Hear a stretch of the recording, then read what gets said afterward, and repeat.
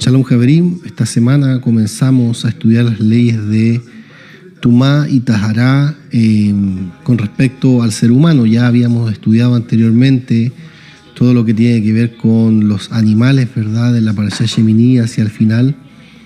Y esta semana comenzamos, ¿verdad?, con los diferentes casos en los cuales la Torá nos va a mencionar cuál es el procedimiento que se debe hacer para la purificación y posteriormente que la persona que pase por este proceso pueda acercarse al Mishkan, en este caso, ¿verdad?, para poder servir al Eterno y tener contacto con todas las cosas que tienen que ver con lo sagrado. Esta semana estudiamos las leyes también de la Yoledet, de la mujer parturienta, ¿verdad?, del Sab, de la persona que tiene algún flujo, de la tzavá, de una mujer que tiene flujo, ¿verdad?, y también de la zarat. La zarat, que generalmente se traduce como lepra, pero a lo largo de la Torá vemos nosotros que la lepra básicamente es una enfermedad que solamente afecta a la piel. Sin embargo, la Torá enseña más adelante que zarat puede darse también en el caso de la ropa de una persona o en el caso de de las murallas, de las paredes de la casa, del interior.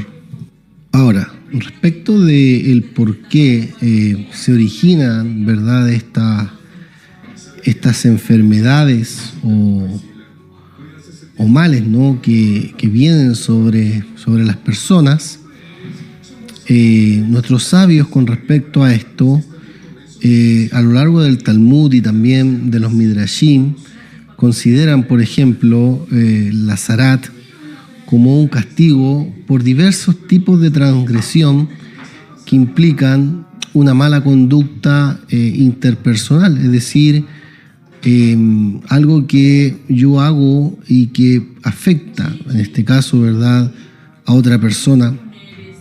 Y en particular el pecado de la Lashon Hará, que sería, ¿verdad?, el hablar mal de una persona, y eso está prohibido, ¿no? Hablar mal de las personas, aunque lo que yo diga o lo que esté diciendo o afirmando sea la verdad, ¿no? Hablar con la intención de denigrar a una persona, de rebajar a una persona. Hay varios pasajes en este sentido, aparecen allí en el tratado de Arajim, en Masejet Arajim, en la página 15 y en la página 16, y después de que la Mishnah esboce, ¿no?, detalle las leyes del Motzi Shemra, que sería, ¿verdad?, el caso del calumniador, un hombre que dice y afirma haber tomado una mujer la cual no era virgen en el momento de la noche de la boda, ¿no? Él descubre que esta mujer no era virgen y todo esto se lleva al tribunal, ¿verdad? Y si la Torá dice en el Sefer Devarim que si el tribunal encuentra que esto es así, entonces se le va a aplicar la pena de muerte a la mujer, y si no es así, entonces esta persona es denominado, ¿no es cierto?, Motzi Shemra, es un calumniador, una persona que está difamando a otra.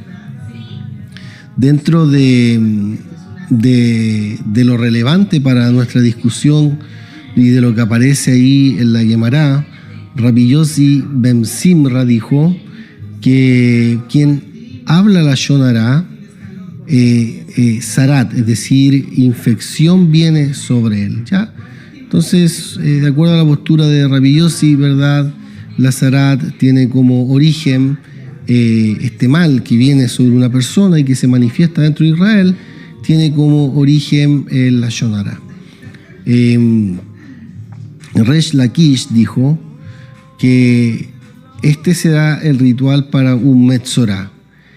Y el Metzorá, dice Resh Lakish, es una persona que precisamente de las palabras se pueden desprender, es una persona que hace motzi shem ra, una persona que saca mala fama de otra, un mal nombre de otro. Es decir, que hace que el nombre de fulano sea, ¿verdad?, entre la boca de las personas y en los oídos sea algo que desagrade, ¿no?, que sea algo malo, que después las personas terminen mirando mal a tal persona.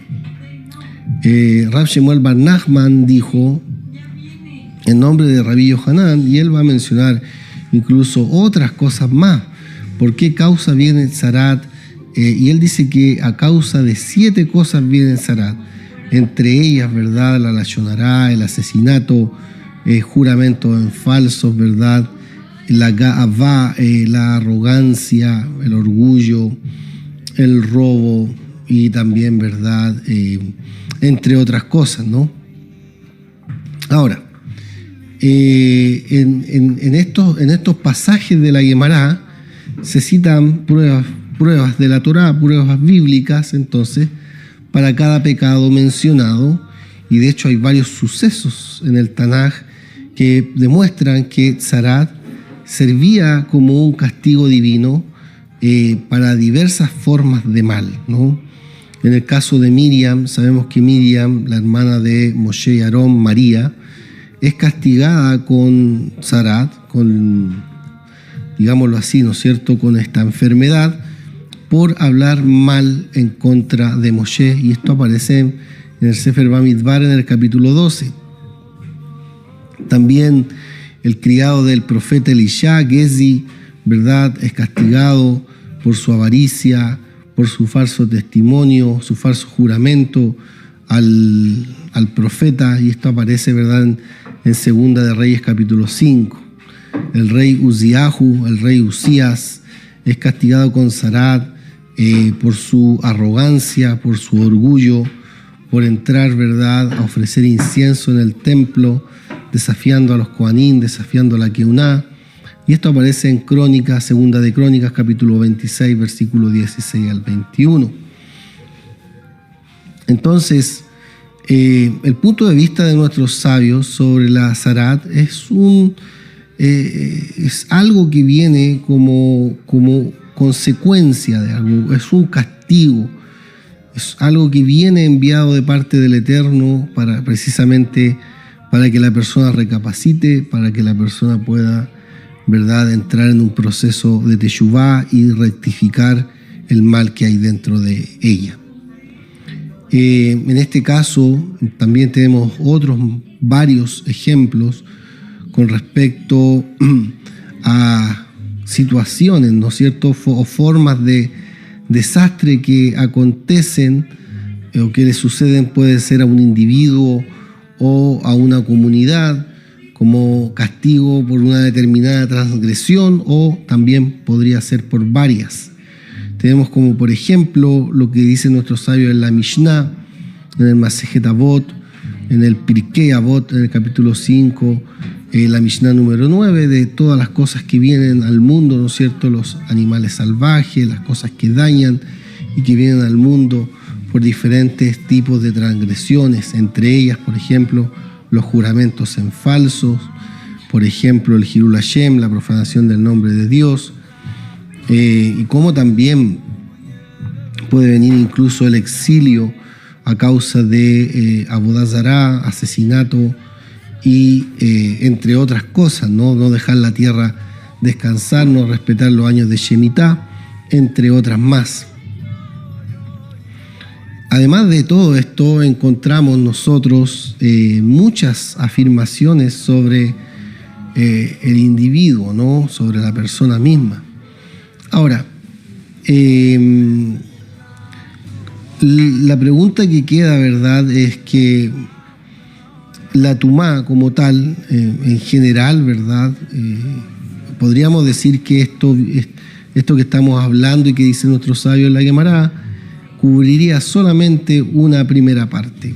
Pero ¿por qué todos los demás casos comparten la misma situación y no necesariamente están o son producto de un pecado?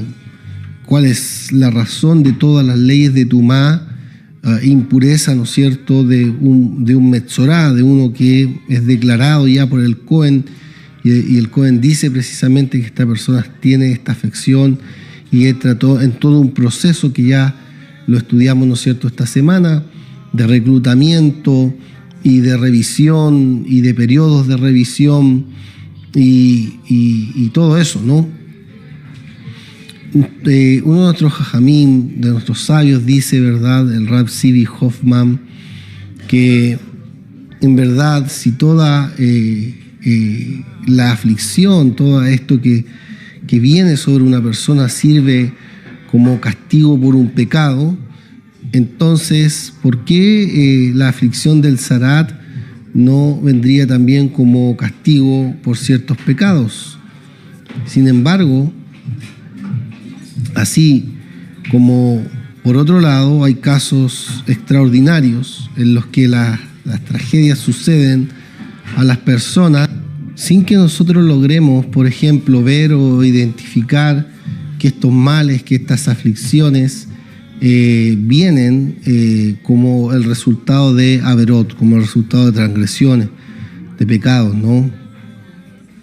También dicen nuestros sabios que este tipo de aflicciones y las aflicciones que vienen sobre las personas, la Gemara en Masechet Berajot, en la página 5, Amud Bet, pueden ser casos, ¿no es cierto?, en los que le vienen a las personas aflicciones de amor, ¿no?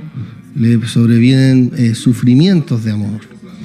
Además, es difícil entender por qué específicamente el Zarat genera Tumá, ¿no? Mientras que otro tipo de aflicciones que también suelen sobrevenir como castigo por los pecados, ¿no es cierto?, no generan Tumá, no generan impureza, no generan, ¿no es cierto?, esta condición.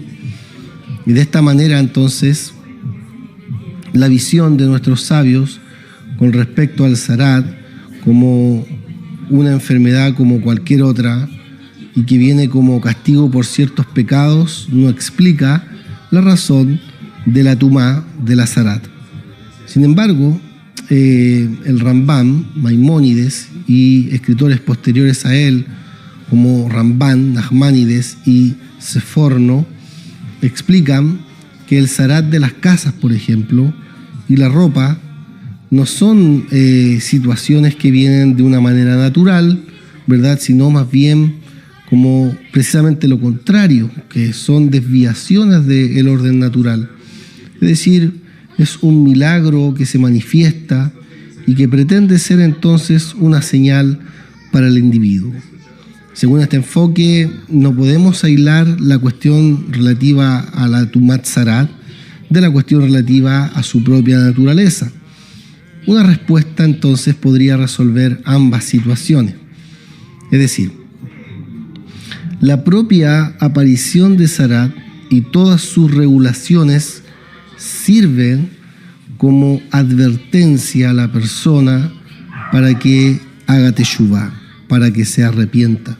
Así escribe Maimónides, ¿verdad?, que esa declaración mencionada con respecto a la ropa, a los hogares, que la Torá llamó Zarat, es un nombre que comparte, ¿verdad?, con lo que se manifiesta de manera física. Dice el Ramban que no es un fenómeno natural, más bien era precisamente una señal, un presagio en el pueblo de Israel para poder advertirles contra el lashon hará, el hablar mal.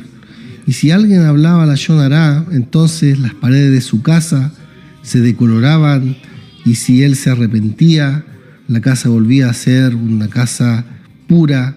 Pero si la persona continuaba con su maldad hasta el punto en que la casa finalmente y la muralla, ¿verdad?, tenían que ser destruidos, echados por tierra. Y también, ¿verdad?, las especies de cuero de su casa sobre las que se sienta y se acuesta también eran afectadas, ¿no es cierto?, por esta decoloración. Y si la persona se arrepiente, entonces, ¿verdad?, se volvían puros, pero si continuaba con su maldad, se llegaba al punto también de que eran quemados, ¿no? Es decir, la muralla era destruida, los objetos de cuero eran quemados, ¿verdad? Incluso la ropa que viste se decoraba, dice Maimónides. Y obviamente si la persona se arrepiente, entonces la ropa va a volver a ser pura. Pero si continúa, ¿no es cierto?, con su maldad hasta el punto en que se quemaron, ¿no? O sea, fíjense ustedes que esto va de menos a más, se va manifestando, ¿no? Y el Eterno va dando un espacio, un tiempo para que la persona reflexione, para que la persona medite, recapacite, haga, ¿verdad?, un heshbon, una contabilidad, piense que todo lo que le viene o todo lo que pasa en la vida no es algo que sea simplemente natural o parte de la vida en sí. Bueno, luego de afectar entonces las cosas materiales, como por ejemplo las paredes de la casa, los objetos de cuero, ¿verdad?, y las ropas, finalmente el mal entra ya y entra en su piel, en su propia piel. Y este mal empieza a manifestarse, ¿no? A través de ciertas llagas, a través de ciertas heridas, ¿verdad?, que precisamente el Cohen tiene que revisar, tiene que observar y tiene que determinar, ¿verdad?, si estas llagas, estas heridas son zarat, ¿verdad?, se denominan zarat. Y luego ya una vez declarado, ¿verdad?, declarado por el Cohen, pasa a ser un metzorá. Es decir, una persona que está en esta situación de vida, ¿no? Y es separado y también aislado públicamente hasta que ya la persona no se vuelve a involucrar en ninguna situación, en ninguna conversación pecaminosa, ya no tiene un lugar, ¿verdad?, para comentar nada y sale entonces de esta frivolidad de la lashon hara. La Torá, a propósito de esto, nos advierte contra todo este tipo de cosas. Dice ahí en el Sefer de Barim, en el capítulo 24, en los versículos 8 y 9, con respecto a los casos, ¿no?, en que esto toca la piel de una persona. Dice que debemos cuidarnos mucho como pueblo, y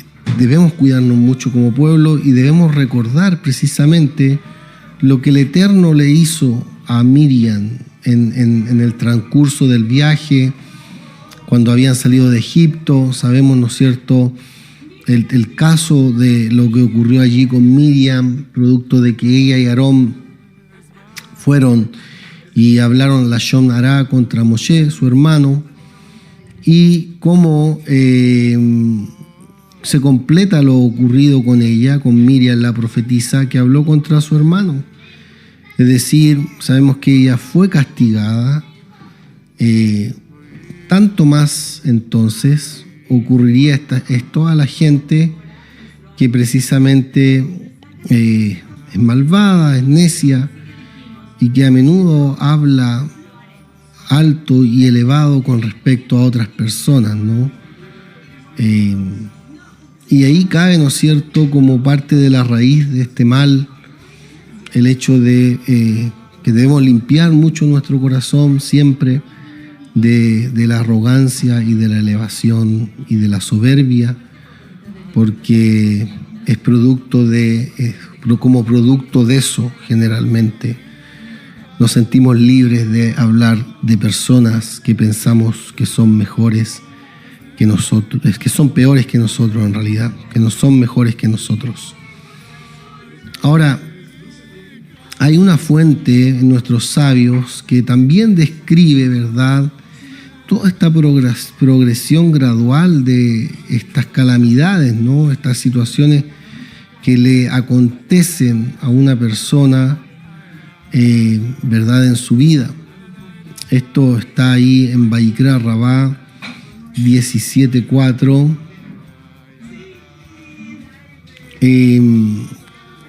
Con respecto a lo que estamos hablando, entonces, no encontramos nosotros, ni en este Midrash, ni en otras fuentes que tratan el zarat del hogar, y también de los vestidos que proporcionen base alguna para la opinión del Rambam de que estos fenómenos son sobrenaturales, ¿no? Es decir, no encontramos ni en la Gemara ni en el Midrash para poder afirmar lo que dice el Rambam, y que básicamente todo esto era un signo, era una maravilla en Israel, porque pareciera que nuestros sabios no hacían distinción entre el zarat corporal y obviamente el zarat que afectaba entonces las viviendas y la ropa, porque todas estas eran formas de zarat y se consideraban, ¿no es cierto?, situaciones que venían, calamidades que venían y que sirven para reprender al individuo por el pecado de la lashon hará y otras violaciones relativas, ¿verdad?, a las conductas interpersonales, es decir, pecados entre el hombre y su prójimo.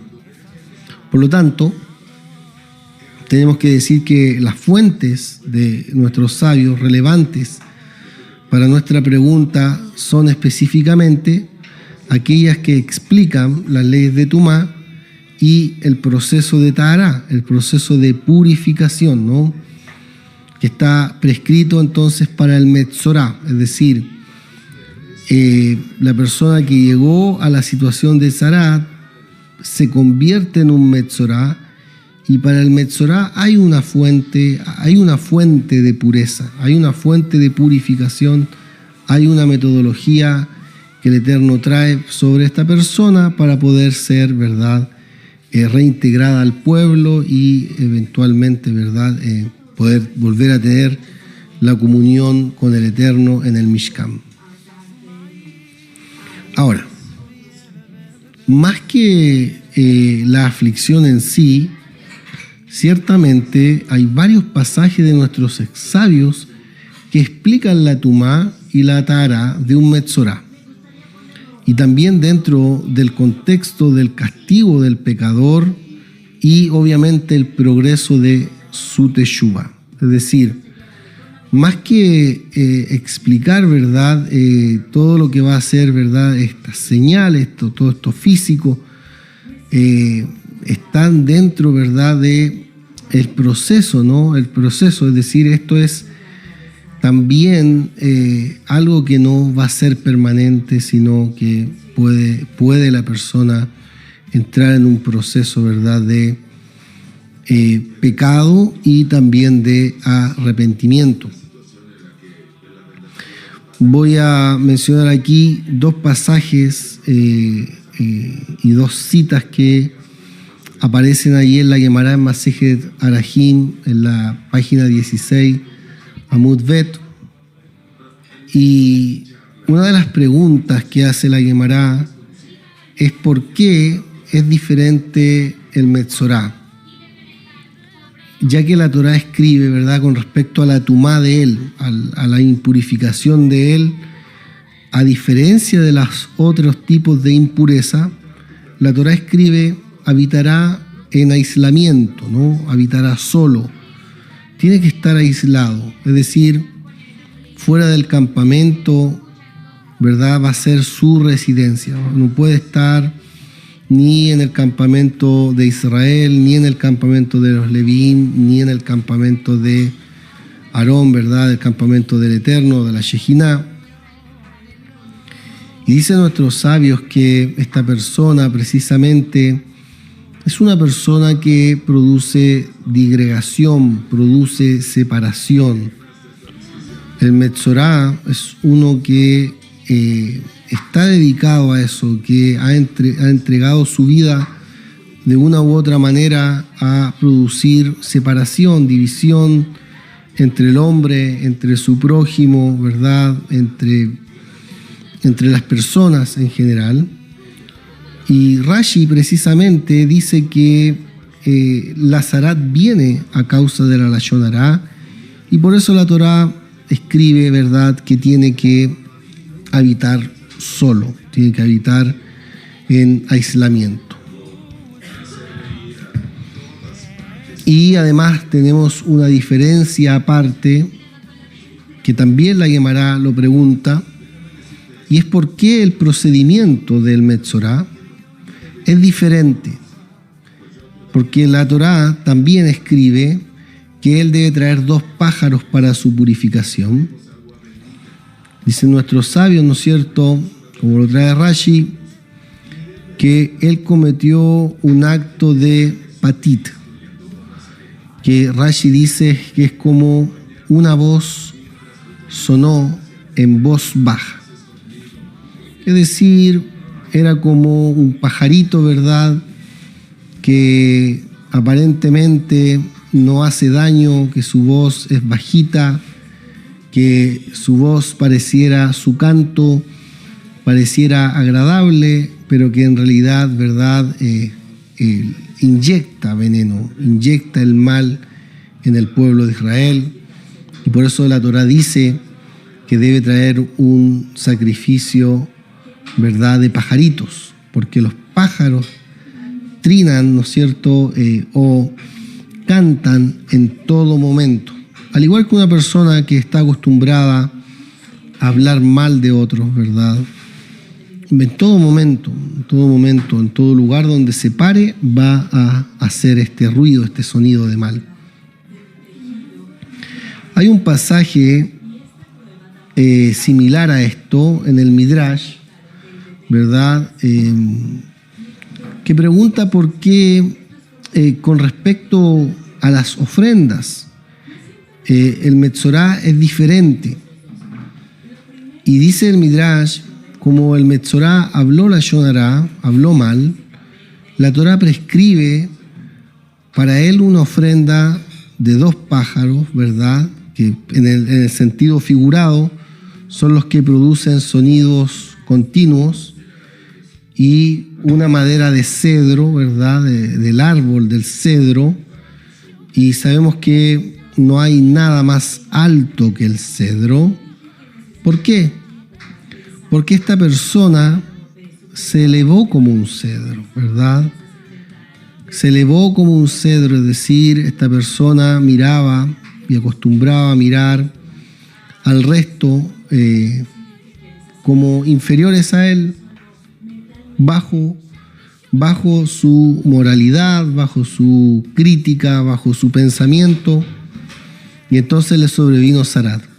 Como dijo Rabbi Shimon ben Elazar, que el Zarat viene precisamente a causa de la arrogancia. Y ya citamos también el caso del rey Usías, ¿no? Como el rey Usías, producto de la arrogancia, producto de la soberbia, él quiere entrar, ¿verdad?, irrumpir en un lugar que no le corresponde, pero que él cree merecer, que él cree que está a la altura. Y preguntan también por qué es necesario el hisopo. Y aquí está el contraste, ¿no? Así como el cedro es lo más alto, en donde la persona puede sentir que está encumbrado, que está muy alto, muy elevado, el hisopo es lo más bajo que hay. No hay árbol más bajo que el hisopo, puesto que él, ¿verdad?, se derribó a sí mismo. Por lo tanto, la persona tiene que ser quebrada, tiene que ser quebrantada para poder recibir la cura, a través, en este caso, del hisopo, ¿no? Y de cualquier enfermedad espiritual, Javerín, debemos ser quebrados, debemos ser quebrantados por el Eterno. Nuestra arrogancia, nuestra soberbia, nuestros orgullos deben ser quebrados para poder recibir la sanidad, para sanar, ¿verdad?, esta parte de nuestra vida con la cual nosotros tenemos que luchar. Otra de las preguntas que hay es por qué razón se sacrifica solamente un ave y la otra se echa, se deja volar. Bueno, las respuestas que traen nuestros sabios, y obviamente uno dice, ¿por qué no sacrificar a ambas aves? En todos los demás casos, en los que se traen 2 pájaros, se sacrifican los 2, si uno lo ve en la Torá. Bueno, dentro de lo que podemos decir es porque si la persona se llega a arrepentir, ¿verdad? Si se arrepiente, no va a tener una recurrencia de Zarat, así como el pájaro enviado nunca más también va a regresar. Entre los comentaristas posteriores que también trataron de abordar este tema se encuentra el Rab Shimshon Rafael Hirsch, y él, dentro de un apéndice que hace a la Parashat Tzriya, adopta precisamente el enfoque de Hazal y intenta explicar sobre esta base, obviamente, todos estos detalles, los detalles minuciosos de las leyes que se encuentran tanto en el Humash como también en nuestra tradición oral. Entonces hay que observar dos cosas sobre el enfoque de nuestros sabios sobre las leyes de la lepra, voy a decirlo así, y obviamente eso es lo que vamos a ver. Lo primero que tenemos que nosotros tomar en cuenta es que a lo largo de la sección de Tzarat en el Sefer Baikra, capítulos 13 y 14, el texto literal de la Torá no menciona el trasfondo ético de la enfermedad, ¿no? De por qué llega el Zarat o por qué una persona se sana o se cura. No encontramos ni siquiera una alusión a algún pecado que preceda a la aparición de Zarat, ni tampoco leemos ninguna instrucción de que el Metzorá rece, haga tefilá o se arrepienta durante su periodo de aislamiento fuera del campamento, ¿verdad? Una especie de nidui, una especie de excomulgación, ¿verdad? Es sacado fuera. La Torá nunca hace depender entonces la sanidad de la Zarat de la conducta o la conciencia de aquella persona que fue afectada por esta misma. En segundo lugar, en estos pasajes nuestros sabios explican las leyes especiales relativas a un Metzorá, tanto durante su periodo de Tumá, que marca la única forma de Tumá que requiere, ¿verdad?, aislamiento, es decir, estar solo, como en el transcurso de su purificación, es decir, solo él, entre todas las personas impuras que buscan la purificación, deben traer 2 pájaros, un cedro y hisopo. Sin embargo, no podemos aislar las leyes de la Tumá Tzarat de todas las demás leyes de Tumá de la Torá. Necesitamos entonces una explicación general que nos sirva para todas las leyes, las de las Parashot, por ejemplo, Tzriya Metzorá, la de la Parashá Shemini, la Tumá de los cadáveres de los animales, y las de Parashat Hukat, que vendría a ser la Tumá de un ser humano fallecido.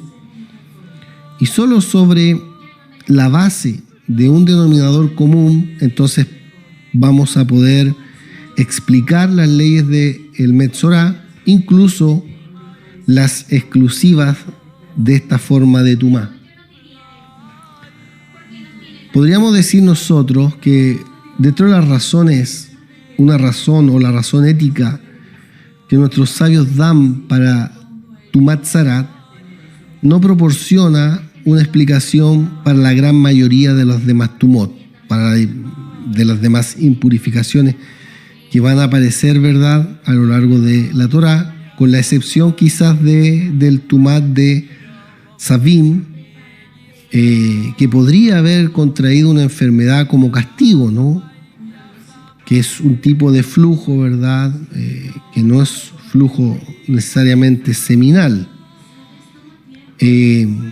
Después de todo, ¿verdad?, quien toca el cadáver de un roedor o los restos de un ser humano no ha cometido ningún pecado, ¿verdad? En ese caso, o sea, tocar un cadáver o estar en un lugar en contacto con otra persona que falleció no es producto de que uno haya cometido un pecado. Y del mismo modo, una mujer que está en su periodo de nidá, que menstrua, ¿verdad?, no es pecadora. Entonces, la pregunta obvia es por qué la Torá decretó un estatus de tumá sobre este tipo de situaciones, ¿verdad? Y a la inversa, ¿por qué no encontramos ningún estatus de tumá decretado para las personas que padecen cualquier otra enfermedad aparte de la zarat? Bueno, una de las cosas que tenemos que aprender es que todas estas cosas, por muy difíciles y complicadas que nos parecieran, el Eterno las instituyó para que nos sirvan, para que de una u otra manera podamos aprender, ¿verdad?, una instrucción, algo para nuestra vida. Y una de las cosas que dicen nuestros sabios es que la zarat no genera tumá porque resulte del pecado, ¿no? Pues no siempre es así.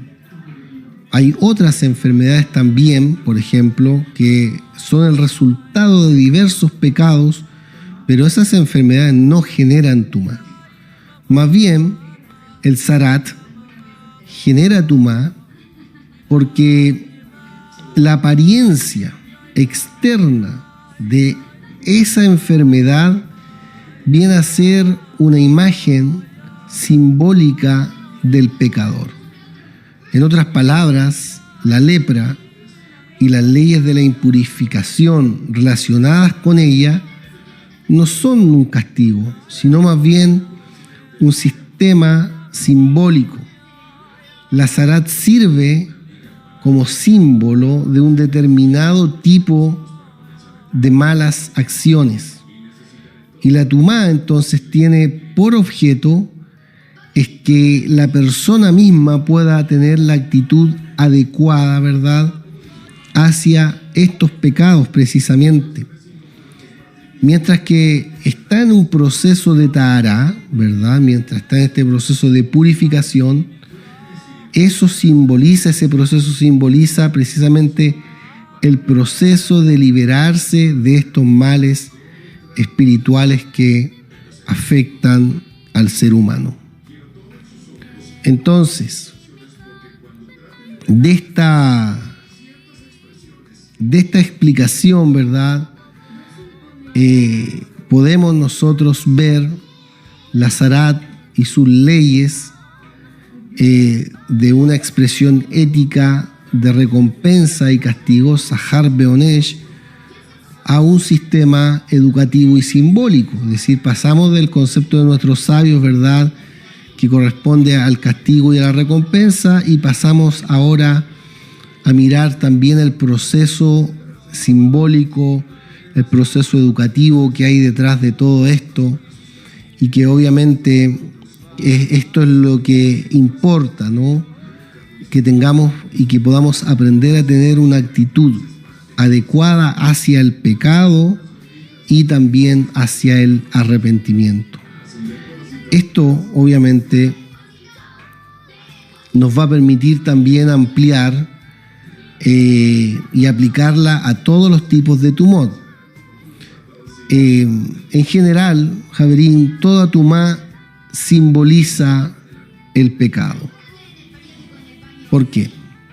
Porque al distanciarse, ¿no?, del símbolo del pecado y asegurar cuidadosamente su alejamiento del templo y de todo lo sagrado, Israel recuerda en todo momento su destino final, que viene a ser, ¿verdad?, ¿cuál es el destino final de Israel? La observancia de las leyes de la pureza, porque las leyes de la pureza van a llevar a la pureza de pensamiento y de acción. Es decir, todas estas leyes son un vehículo que van condicionando a la persona, ¿verdad?, a través de acciones determinadas, a través de una actitud determinada, hacia poder llevarla, ¿verdad?, a lo trascendental, a que se pueda ir purificando el pensamiento, limpiando, ¿no?, el pensamiento y también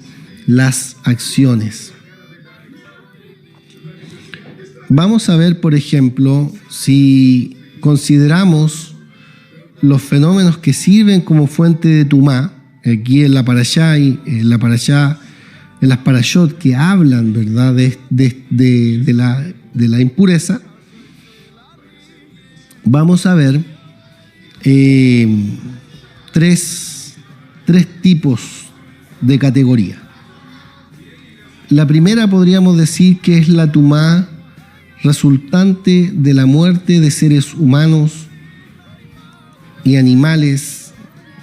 Sería entonces tanto cadáveres humanos como cadáveres de animales. La segunda sería la tumá que resulta de emisiones corporales que quizás podamos denominar tumot, que tienen que ver con sexualidad, ¿no? Por ejemplo, un Baal Keri, un Sab, una Sabá, y también diversas formas de emisión, como por ejemplo la menstruación, ¿verdad? Y también las emisiones que tiene también una mujer embarazada. Diferentes tipos de flujo, ¿no? Y tercero, tenemos tumot de Negaim, es decir, tumot que tienen que ver con llagas o heridas, ¿no es cierto?, y que toman la forma del que nosotros denominamos tzarat. Entonces todos los temeim, que serían personas impuras, deben abordar cierto tipo de conducta y de limitaciones y de lugares, ¿no? La primera categoría de temeim abandona solo los terrenos del templo, es decir, el campamento de la Shejina. Los del segundo grupo abandonan incluso el segundo campamento, es decir, el campamento de los levitas, que están cerca del Eterno. Y ya los de la tercera categoría, ¿verdad?, los de Negaim, son expulsados incluso del campamento de Israel, es decir, el campamento de la nación del Eterno. Si además de esto nosotros recordamos que el pecado que provoca la salida de la Shejina entre Israel,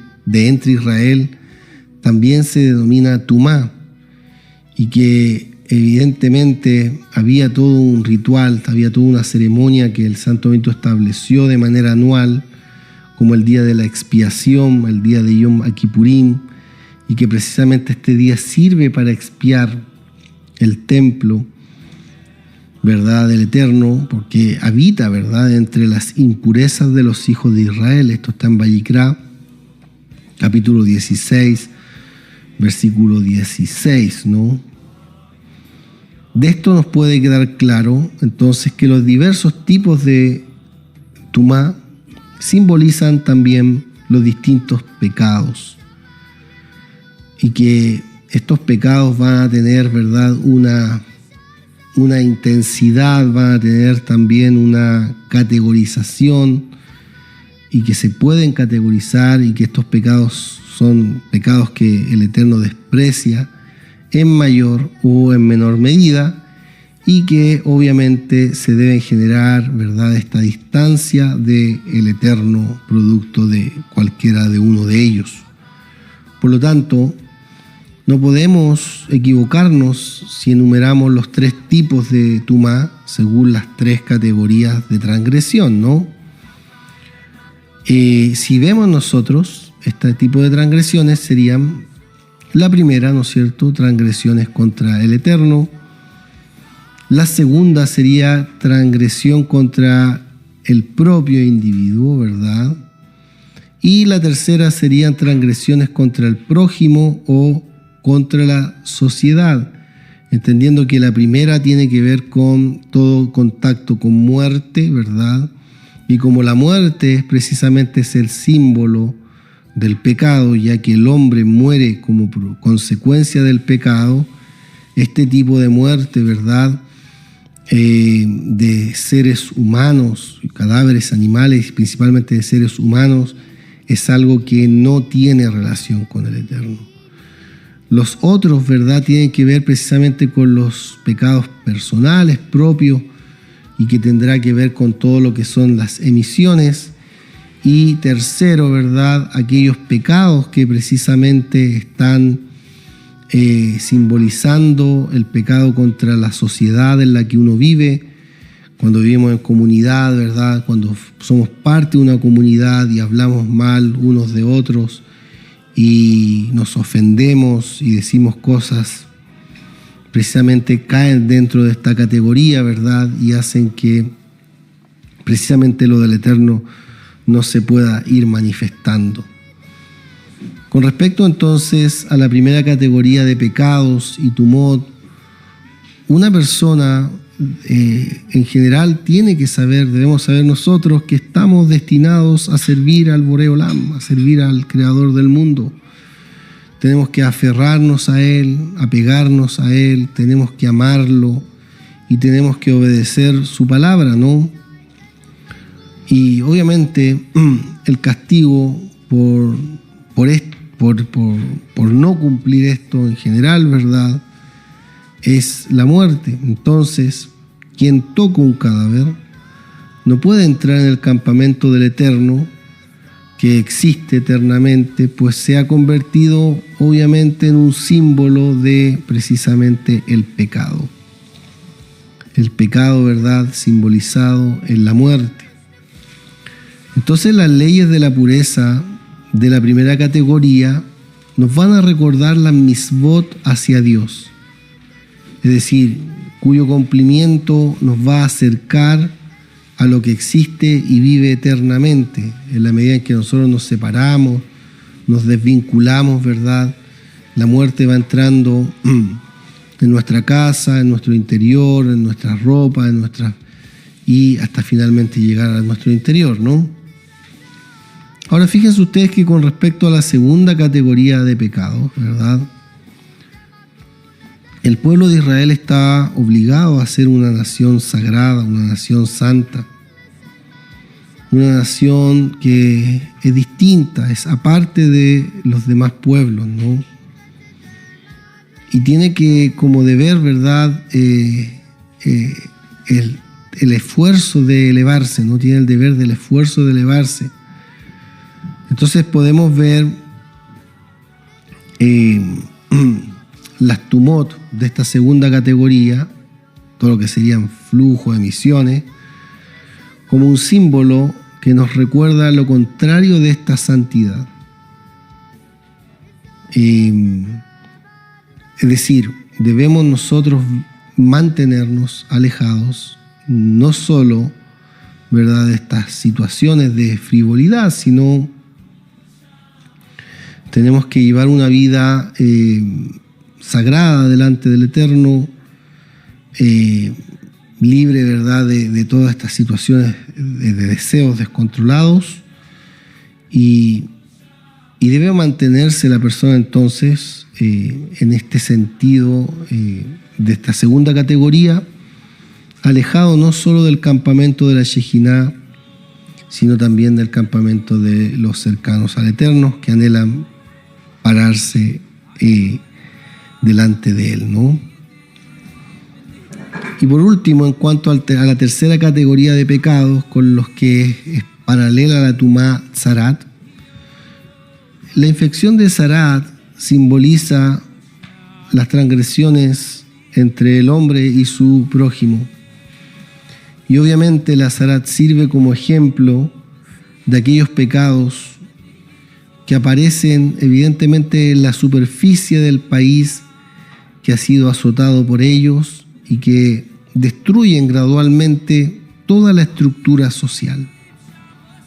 Por lo tanto, la persona afectada debe distanciarse de la vida social y vivir aislada, fuera del campamento, y la aparición de Negaim, precisamente de estas heridas, estas llagas, recuerdan a los pecados, ¿verdad? Nos recuerdan lo que pueden producir también en la ropa y en las casas, ya que la ropa simboliza el carácter de la persona y la casa simboliza sus posesiones.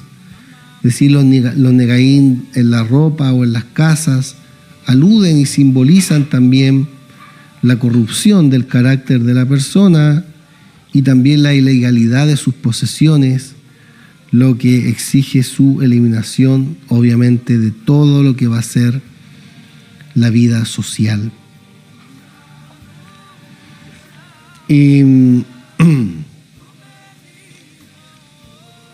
Entonces debemos procurar nosotros pedirle al Eterno, ¿no? Que nos pueda ayudar, que nos pueda limpiar. Él nos puede limpiar, ¿verdad?, nuestras impurezas. Y nosotros también tenemos deber de mantenernos puros, ¿no?, de limpiarnos de todos estos males, como dice el profeta Isaías en el capítulo 16, lavaos, limpiaos, ¿verdad? Y Ezequiel también lo dirá en el capítulo 36, versículo 25. El Señor dice que Él va a rociar sobre nosotros agua limpia y podremos quedar limpios de todas nuestras impurezas, nuestras idolatrías, nuestros males. Una de las oraciones que David hacía, ¿verdad?, delante del Eterno, ahí en el Salmo 51, era precisamente que el Eterno pudiera purificarlo. Purifícame con hisopo hasta que quede puro, ¿no? Es un clamor, un ruego de David, porque la pureza precisamente es la que nos va a llevar a la santidad, y la santidad nos va a llevar a ver a Dios en la vida, ¿no?, a estar cerca de Él. Entonces, obviamente, los profetas también, ¿no?, consideraban la tumá como símbolo del pecado, y la purificación de la tumá como símbolo de la purificación del pecado. El Eterno pueda ayudarnos, pueda orientar nuestra vida a Él, podamos volver nuestros corazones a Él para poder ser libres de todos estos males, ¿verdad? Y que podamos procurar con fervor, con pasión, siempre estar apegados al Eterno, que es la fuente de nuestra vida y de nuestra purificación. Que el Eterno les bendiga, Javerim, puedan tener una buena semana, un lindo Shabbat, y nos preparamos también para nuestra festividad, para Pesaj. Todos podamos tener un Pesaj kosher besameach. Shalom.